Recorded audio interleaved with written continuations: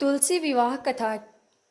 पौराणिक मान्यताओं के अनुसार कार्तिक शुक्ल पक्ष की एकादशी तिथि को भगवान विष्णु योग निद्रा से जागते हैं, जिसके बाद से मांगलिक कार्यों की शुरुआत हो जाती है। वही भगवान विष्णु को योग निद्रा से जागने के बाद तुलसी विवाह संपन्न कराया जाता है। ऐसे में जानते हैं कि तुलसी विवाह की कथा क्या है और वृंदा के तुलसी बनने की कहानी क्या है। आइए जानते हैं तुलसी विवाह कथा।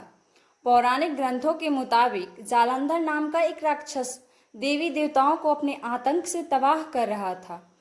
कहते हैं कि जालंधर की पत्नी वृंदा एक पतिव्रता नारी थी। कहा जाता है कि उसकी पूजा से जालंधर को किसी युद्ध में पराजय हासिल नहीं होती थी। इसके अलावा वृंदा भगवान विष्णु की भी परम भक्त थी। ऐसे में भगवान विष्णु की कृपा के कारण उसे युद्ध में हमेशा विजय हासिल होता था।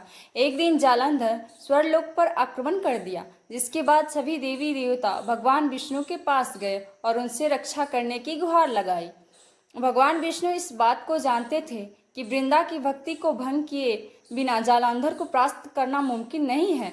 ऐसे में उन्होंने जालंधर का रूप धारण किया, जिसके बाद वृंदा का पतिव्रत धर्म टूट गया, जिससे जालंधर की सारी शक्तियां समाप्त हो गई।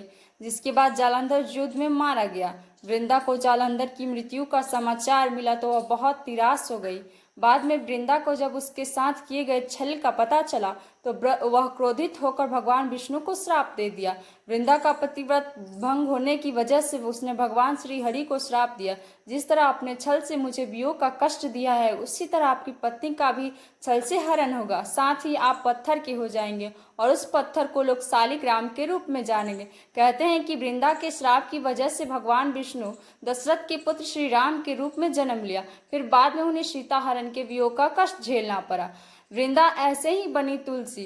धार्मिक कथा है कि वृंदा के पति वियोग को सहन नहीं कर पाई और सती हो गई। कहा जाता है कि वृंदा की राख से जो पौधा उत्पन्न हुआ उसे भगवान विष्णु ने तुलसा का नाम दिया, जिसके बाद भगवान विष्णु ने यह प्रण लिया कि वे तुलसी के बिना भोग ग्रहण नहीं करेंगे। इसके साथ ही उनका विवाह शालिग्राम से होगा। मान्यता है कि जो कोई श्रद्धापूर्वक तुलसी विवाह संपन्न कराएगा उसका वैवाहिक जीवन खुशियों से भरा